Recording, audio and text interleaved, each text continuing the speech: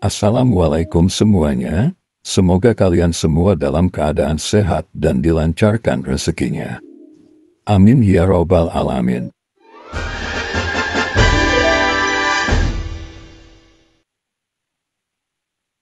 Diriwayatkan bahwa Abu Nawas kerap bepergian dari kota Baghdad ke kota-kota lainnya untuk berdagang.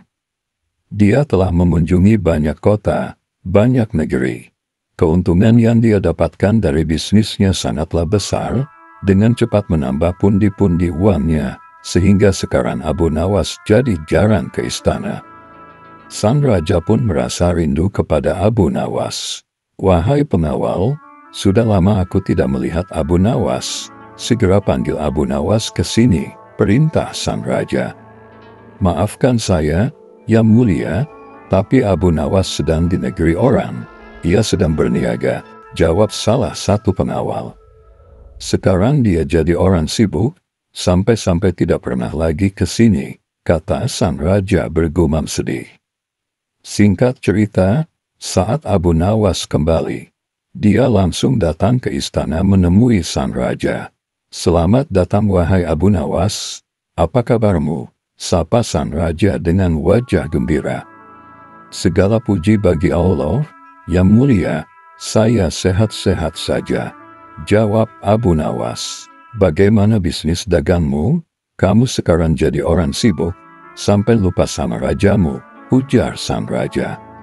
"Maafkan saya, Yang Mulia, saya tidak akan melupakan Yang Mulia, tapi kesibukan saya yang membuat saya tidak punya waktu untuk menemui Yang Mulia," jawab Abu Nawas. "Ngomong-ngomong, kapan kamu akan pergi lagi?" tanya sang raja. "Insya Allah besok, Yang Mulia," jawab Abu Nawas singkat. "Kali ini negeri mana yang akan kamu kunjungi?" tanya sang raja lagi. Abu Nawas lalu menyebut sebuah negeri, yang sempat membuat sang raja terkejut. "Hati-hati Abu Nawas, saya dengar kabar di negeri itu rajanya terkenal kejam. Kalau kamu ada masalah di sana, segera beritahu saya," kata sang raja. "Baik, Yang Mulia," jawab Abu Nawas.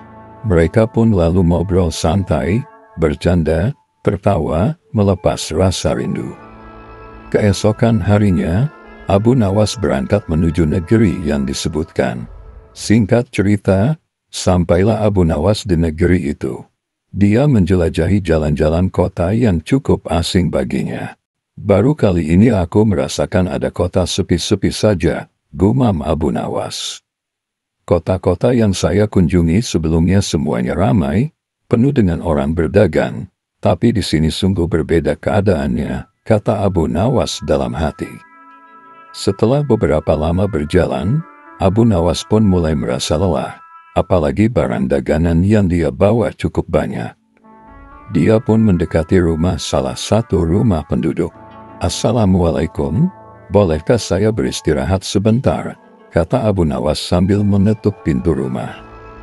Terdengar jawaban salam dari dalam, dan sesaat kemudian pintu pun terbuka. Seorang perempuan tua tampak membukakan pintu.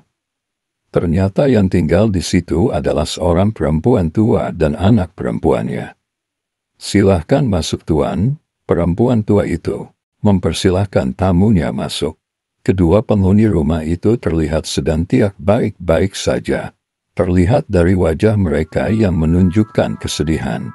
Karena penasaran, Abu Nawas pun bertanya, "Ibu kenapa terlihat sedih?" Perempuan tua itu lalu menceritakan bahwa rajanya punya kebiasaan yang buruk. Sang raja suka menikahi gadis-gadis desa, tapi setiap kali sang raja menikahinya, besok paginya si gadis langsung dihukum mati.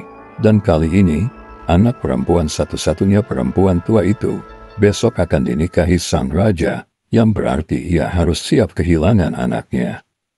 Mendengar keluhan perempuan tua itu, Abu Nawas pun merasa iba bin kasihan. Hatinya pun tergerak ingin menolong, tapi ia belum tahu caranya. Saat menjelang malam, Abu Nawas terus memutar otak, mencari cara agar bisa menyelamatkan anak perempuan tua itu dari kekejaman sang raja. Setelah sekian lama ia memeras otaknya, Akhirnya ia pun mendapatkan ide yang cemerlang. Ketika pagi harinya prajurit kerajaan datang untuk menjemput anak gadis perempuan itu. "Tunggu Pak, izinkan, saya ikut menemui rajamu," pinta Abu Nawas kepada prajurit kerajaan. "Kamu siapa? Ada apa kamu ingin ikut kami?" teriak salah satu prajurit dengan nada sedikit marah. "Saya adalah paman dari anak perempuan itu. Pernikahan rajamu tidak akan sah jikalau tidak ada walinya sebagai saksi, dan wali perempuan itu adalah saya, sebagai pamannya," kata Abu Nawas berpura-pura. Akhirnya Abu Nawas pun ikut menghadap sang raja.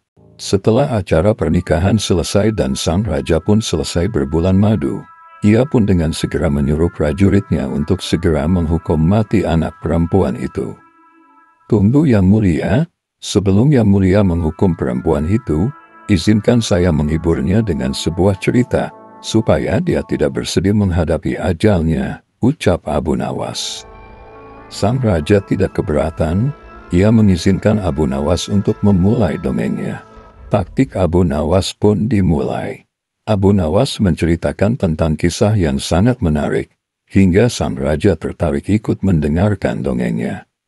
Dan tak lama kemudian, Abu Nawas pun menyudahi ceritanya.